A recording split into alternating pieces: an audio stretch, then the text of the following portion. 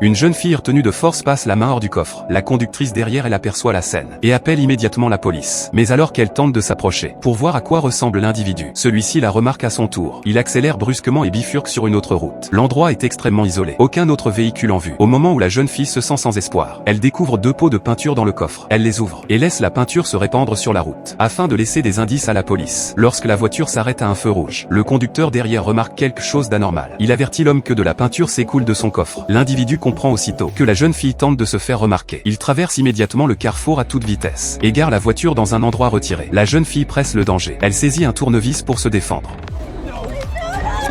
L'homme la menace afin qu'elle garde le silence, puis sort du véhicule une bouteille au contenu inconnu. Mais au moment où il s'apprête à agir, la voix du conducteur retentit soudain derrière lui. En voyant son expression paniquée, il comprend aussitôt que quelque chose ne va pas. Il se dirige vers sa voiture pour appeler la police. Mais l'instant suivant,